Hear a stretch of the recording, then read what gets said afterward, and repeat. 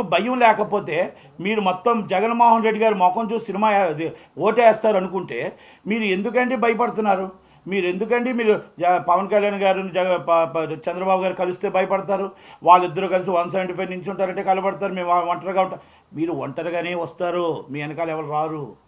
మీకు ఎవరు not supported. మీరు తీసుకుంటానన్నా రారు. మీకు సపోర్ట్ చేసిన బీజేపీ మీతో కలుస్తుందో చెప్పమానండి. మేము కలం కాదు, మీతో ఎవరు కలరు సార్? జగన్మోహన్ రెడ్డి గారు మీతో ఎవరు కలరు? చంద్రబాబు నాయుడు గారు కానీ పవన్ కళ్యాణ్ గారు కానీ అది కాంగ్రెస్ పార్టీ అవ్వచ్చు, సిపిఎం అవ్వచ్చు, సిపిఐ అవ్వచ్చు, ఏదైనా ఇండివిజువల్ పార్టీస్ని అన్నిటిని ఓట్లు చేర్చకుండా ఈ అరాచక పాలని తిప్పుకొట్టడానికి, ప్రజలకు మంచి చేయడానికి చంద్రబాబు నాయుడు గారు ఏ పార్టీతో ఎప్పుడైనా పొత్తు పెట్టుకొని ఆ ఓట్లు చెల్లకుండా చేయడానికి చంద్రబాబు నాయుడు గారు మొత్తం నాయకత్వం వహిస్తూ ప్రతి ఒక్కరికి కూడా సీట్లు ఇవ్వాలి, ఓట్లు రావాలి, అందరికీ కూడా ఈ అరాచక పాలన మీద వివరిస్తూ చేస్తున్నారే తప్ప ఏదో మొత్తం టోటల్గా అందరం కలిసిపోయి మాకేమో చంద్రబాబు నాయుడు గారికి సీట్లు కార్యకర్తలు నాయకులు లేకపోతే ఆయన 170 నియోజకవర్గాలు లేక కాదు. ఇక్కడ ఏంటంటే పవన్ కళ్యాణ్ గారికి పాత్ర ఉంది, పవన్ కళ్యాణ్ గారికి జనం ఉన్నారు, పవన్ కళ్యాణ్ గారికి ఆదరణ ఉంది.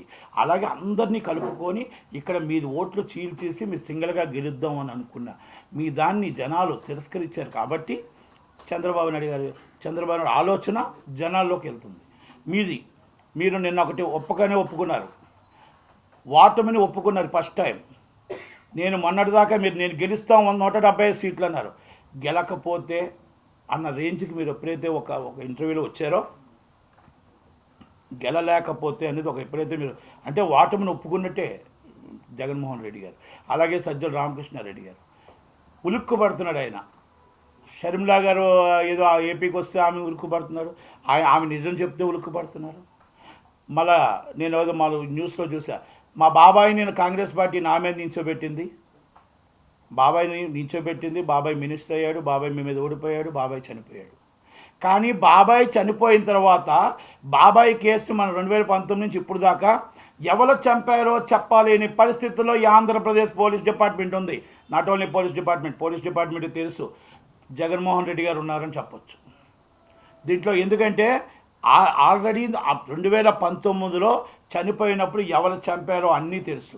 ఓకే, జ్యుడిషియల్లో ఉంది కాబట్టి మనం మన బాధ్యత ఉంది కదా, మన తండ్రి కదా, తండ్రి తర్వాత వారు చనిపోయిన తర్వాత మనం ఎవరు చంపారనేది తెలియపరచవలసిన అవసరం ఉంది కదా. మీ చెల్లెలు సునీతమ్మ సుప్రీంకోర్టు అన్ని కోర్టులు తిరుగుతూ ఆమె బాధపడుతుంది. ఆమె బాధ కూడా మీకు బాధ తెలియలేదా? మీరు తల్లిని కూడా మీరు పట్టించుకోకుండా వదిలేశారే.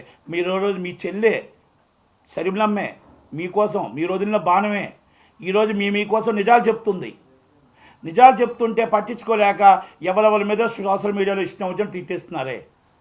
మీ సొంత చెల్లెలే, మీ తోడుబుట్టి చెల్లెలే కదా నిజం మాట్లాడుతున్న ఇష్యూస్ అండ్ పొలిటికల్గా మాట్లాడండి అంతే తప్ప ఎవరెవరో ఏదో మాట్లాడుతుంటే రేపు మీ చెల్లెలు కాకపోద్దా, మీరు అన్నీ కాకపోతారా?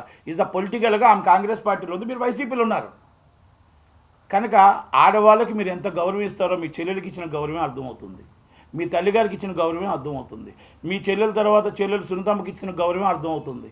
జగన్మోహన్ రెడ్డి గారు ఈరోజు రాష్ట్రంలో జగన్మోహన్ రెడ్డి గారిని చూసి ఓటేశారని 2019లో చెప్పారు.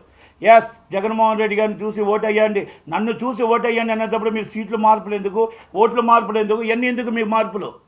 ఒక్క సీటు ఎటు నుంచి ఎటు మారుస్తున్నారో అంటే దాన్ని బట్టి మీకు అర్థమైంది. మిమ్మల్ని చూసి ఓటేయరు, అక్కడ క్యాండిడేట్ని చూసి ఓటేస్తారు. అంటే మీరు దాన్ని ఒప్పుకున్నారు, దాన్ని కూడా మీరు ఒప్పేసుకున్నారు. క్యాండిడేట్ని చూసి ఓటేస్తారు, నన్ను చూసి ఓటు పడదు అని డిసైడ్ అయిపోయారు మీరు. అదే మీకు ధైర్యం ఉండుంటే 170 సీట్లు మీరు గెలుస్తాను అనుకుంటే 175 మంది ఎవరిని నించోబెట్టినా గెలుస్తామని 2019 లాగా మీకు ఊహించుకొని ఉంటే ఈరోజు మీరు సీట్లు మార్చరు, ఎంపీ సీట్లు మార్చరు, ఎమ్మెల్యే సీట్లు మార్చరు. అసలు ఏ సీటు ఎక్కడుందో ఎలాగుందో కూడా తెలియని పరిస్థితిలో జగన్మోహన్ రెడ్డి గారి పార్టీ వైసీపీ పార్టీ ఉంది. ప్రతిపక్షంలో ఎలక్షన్ నోటిఫికేషన్ దగ్గరికి వస్తుంది. నోటిఫికేషన్లో చంద్రబాబు నాయుడు గారు, పవన్ కళ్యాణ్ గారు ఓ పక్క ఉన్నారు, జగన్మోహన్ రెడ్డి గారు ఓ పక్క ఉన్నారు, షర్మిలా గారు ఇంకో పక్క ఉన్నారు. షర్మిలా గారు జాతీయ పార్టీలు ఉన్నారు. ఏది డిఫరెన్స్ అయినా ఈరోజు ఒకటి మాత్రం చెప్తున్నాం, మ్యాక్సిమం సీట్స్ అండ్ డిపాజిట్లు కోల్పోబోతుంది మొత్తం టోటల్గా వైసీపీ పార్టీ. చంద్రబాబు నాయుడు గారు అతి త్వరలో పవన్ కళ్యాణ్ గారు గవర్నమెంట్ ఫామ్ చేయబోతున్నారు. ఫామ్ చేసిన విషయంలో ఎట్టి బస్సులో డౌట్ లేదు. ప్రజలు డిసైడ్ అయ్యారు, ప్రజలు చంద్రబాబు రావాలి అని. ఈరోజు నేను ఒకటి అడుగుతున్నా, ప్రజలు చంద్రబాబు రావాలని ఎందుకు అనుకుంటున్నారంటే 2014 తర్వాత 2019 తప్పు చేశాము.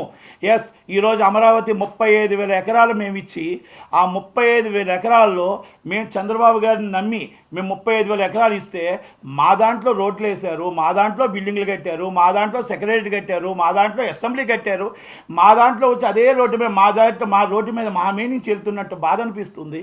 ఈరోజు మమ్మల్ని నడి రోడ్డు మీద నించోబెట్టి 4.5 సంవత్సరాలు ఆ టెంట్లో నేను కూర్చొని మేము బాధపడుతూ ఉంటే మా బాధని చిరునవ్వుతో నవ్వుకుంటూ వెళ్ళిపోతున్నారే, ఇదా మీకు న్యాయం అని ఆ బాధపడుతూ ఉన్నారు ప్రతి ఆడబిడ్డ, ప్రతి తల్లి. పెళ్ళిళ్ళు చేయలేక, ఉద్యోగాలు లేక, చదువులు చదివించుకోలేక, వాళ్ళు ఇచ్చిన తప్పు. మేము ఇచ్చిన ల్యాండ్ ఇది గవర్నమెంట్ ల్యాండ్ కాదు, ఇది మేము గవర్నమెంట్కి ఇచ్చాం. మాకు చంద్రబాబు నాయుడు గారు సపోర్ట్ చేసిన కక్షతో, ఒక ఆధైర్యంతో మమ్మల్ని నిలబెట్టి ఈరోజు హైకోర్టు కట్టినా, ఇంకోటి కట్టినా, అక్కడ ఏ కట్టినా అమరావతి అనేది డెవలప్ అవ్వాలి. చంద్రబాబు నాయుడు గారు హైటెక్ సిటీ లాగా హైదరాబాద్ ఎలా డెవలప్ అయిందో అంతకన్నా బాగా చేస్తారు, మా పిల్లల భవిష్యత్తు బాగుంటుందని మేము ఇచ్చాము. ఇచ్చిన దాన్ని ఈరోజు 4.5 సంవత్సరాలు నట్టి ఎండలో రోడ్డు మీద నిల్చోబెట్టారే, మమ్మల్ని ఆ టెంట కింద కూర్చోబెట్టారే. రోజుకి మీరు మా ముందే వెళ్తున్నారు, మా ముందే వస్తున్నారు. ఈ రోడ్లు మావి, ఆ సీట్లు మావి, మీరు కూర్చున్న అసెంబ్లీ మా స్థలం, మీ సెక్రటరీ మా స్థలం. కానీ అది కొంత కూడా మీకు చినుకుమనుకు బాధ అనిపించట్లేదు మినిస్టర్లకి, చీఫ్ మినిస్టర్ గారికి, అందరికీ. మా దాంట్లో మీద వెళ్తూ మాకు అక్కడ అమరావతి కాకుండా ఎలా కట్టిన బిల్డింగ్లు అన్నీ కూడా ఇది ప్రజల సొమ్ముని నాశనం అయిపోయింది, మా స్థలం సర్వనాశనం అయిపోయి మేము రోడ్డు మీద పడ్డామని ఒక బాధ కూడా లేకుండా పోయింది జగన్మోహన్ రెడ్డి గారని ప్రతి ఒక్క ఆడబిడ్డ, ప్రతి ఒక్కరు బాధపడుతూ ఉంటే ఆ బాధ నేను వెళ్ళి చూసిన తర్వాత నిజంగా అనిపించింది. పొరపాటును కూడా పరాయుడికి కూడా వద్దు. మన స్థలాన్ని మనం గవర్నమెంట్కి ఇచ్చి మన పిల్లలు మనం తీసుకురావడానికి, మన పిల్లలు ఉద్యోగాలు లేక, మన పిల్లలు చదువులు లేక, మన ఆడపిల్లలు పెళ్ళిళ్ళు చేసుకోలేక ఈ రోడ్డు మీద నించున్నారే పాపము, ఏంటి ఈ బాధ అని అనిపించింది. ఇంకొక పొరపాటును కూడా ఎప్పుడు కూడా గవర్నమెంట్కి ఎప్పుడు సైట్లు ఇవ్వకూడదు అని. ఎందుకంటే చంద్రబాబు గారిని నమ్మిచ్చారు. చంద్రబాబు గారు ఈసారి అందుకే రావాలి, అమరావతి కట్టాలి, తెలంగాణ కంటే రాజధాని బాగుండాలి, అలాగే విశాఖపట్నం క్యాపిటల్ అవ్వాలి. ఇక్కడే జీతాలు ఇచ్చలేని పరిస్థితుల్లో ఉంటే, జీతాలు ఇవ్వలేని పరిస్థితుల్లో ఉంటే 500 రూపాయల బిల్డింగ్ ఒక కొండ మీద కట్టారు.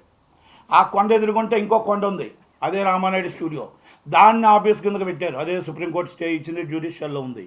అంటే నేను ఒకటే చెప్తున్నా, మీరు కట్టుకోవడానికి, దాచుకోవడానికి, దోచుకోవడానికి తప్ప ప్రజలకు ఏమైనా ఉపయోగపడిందా?